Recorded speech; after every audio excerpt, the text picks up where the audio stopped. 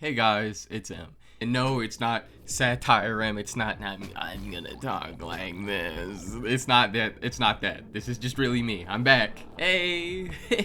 Anyway, I wanted to talk a little bit about Nightreign because I think it is going to be very interesting when it comes out. I've seen a lot of conversation about it. A lot of people, they're like, I'm not really a fan of this. It's really different. And I do understand that. Some people, I mentioned it in my community post. I was like, some of the takes are really weird. I'm not saying everyone was really weird for saying they're not interested in it. Because again, it is a very different thing. But some people were like, what are you saying? Everyone should just get on their knees, open their mouth, and double stroke FromSoft? No, that's not what I said. I just think there were a lot of people that were like, this is different. I'm not going to give it a chance. And then that's where the thought ended and they didn't really expand on it, which I thought was unfair. I feel like Nightreign is going to be the Monster Hunter Generations ultimate of the FromSoft formula, if that makes sense. For you guys who don't know what Generations was basically every single monster or a majority of the monsters that was in the old games all packed into one game,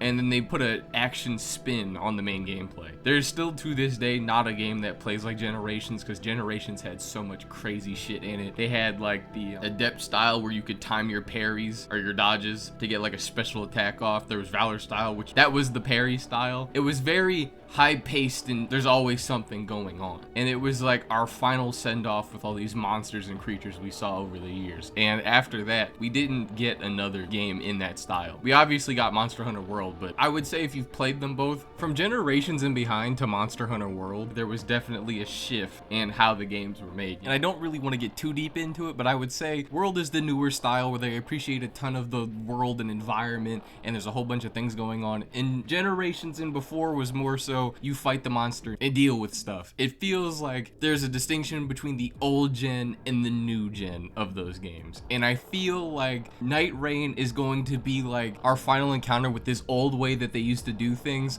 with a nice little action spin with the special abilities and stuff that Nightreign has with their specific characters. And we're getting to see a lot of these creatures, or more so bosses in general, brought back into the newer engine and the new way that they do things with this action focus. And we get to deal with them one more time. I feel a lot of people, I wish they looked at it with this is like the nostalgia send-off kind of thing, you know, just letting them loose because we are not going to see them again.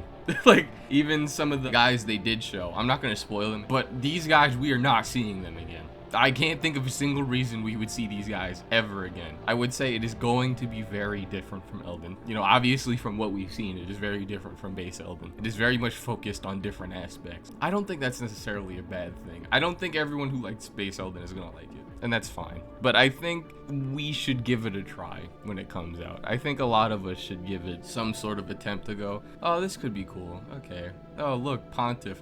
That's not confirmed. I'm just saying this, right? just so you like don't go, oh, he just fucking spoiled the entire thing. No.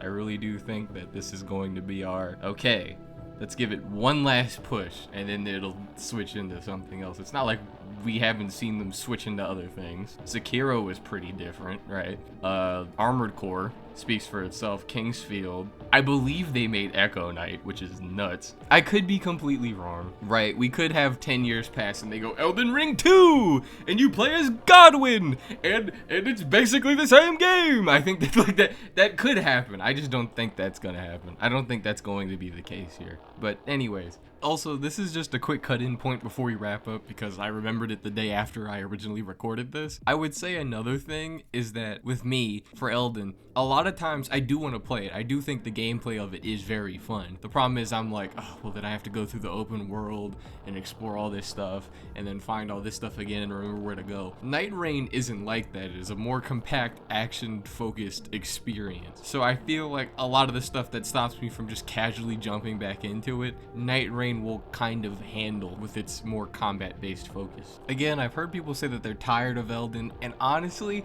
I feel like if this was another add-on that was just like, I don't know, Shadow of the Erdtree 2, where it's just like a super big expansion with all this stuff going on, I might have felt the same, but given it's such a different thing in general, I don't feel like that's going to be the case, at least for me personally speaking. Regardless, as long as you're respectful, I would love to know what you guys think. As always, I've been out, and I am out.